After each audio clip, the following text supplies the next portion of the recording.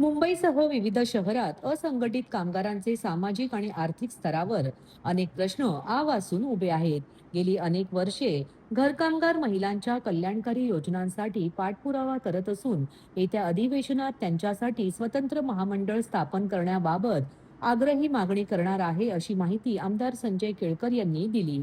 आंतरराष्ट्रीय घरकामगार दिनानिमित्त राष्ट्रीय घरेलू कामगार चळवळ, महाराष्ट्र व महाराष्ट्र राज्य घरकामगार युनियन यांच्या वतीने 16 जून रोजी श्रमसन्मान सोहळ्याचे आयोजन दादर येथील शिवाजी मंदिर नाट्यगृह येथे करण्यात आले होते.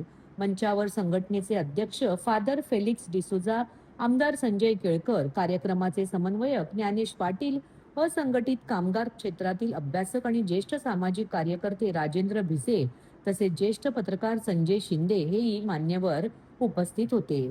सोहळ्यात उपस्थित घरकामगार बांधवांना मार्गदर्शन करताना आमदार संजय केळकर म्हणाले, ठाणे मुंबईसह राज्यभरात लाखो घरकामगार असंघटित असून त्यांचा सामाजिक आणि आर्थिक विकास दुर्लक्षित झाला आहे. घर कामगार महिला या घरातील जबाबदाऱ्या पार पाडून घर काम करत कुटुंबाचा उदरनिर्वाह करत आहेत. या महिलांच्या सर्वांगीण विकासासाठी कल्याणकारी योजना कशा देता येतील, त्यांच्या रोजच्या अडीअडचणी कशा सोडवता येतील यासाठी मी नेहमीच प्रयत्नशील असतो. येत्या पावसाळी अधिवेशनात देखील मी त्यांच्यासाठी स्वतंत्र कल्याणकारी मंडळ स्थापन करण्यासाठी आग्रह धरणार आहे.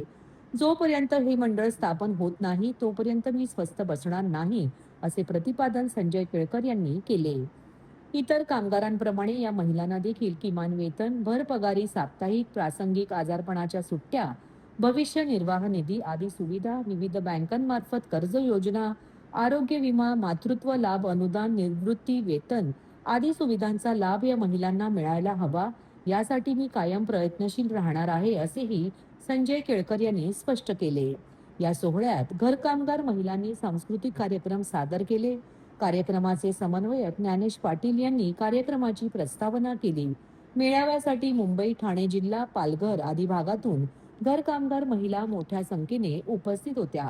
कार्यक्रमाचे सूत्रसंचालन प्रियंका जांभळे यांनी केले, तर आभार प्रदर्शन साधना मोरे यांनी केले.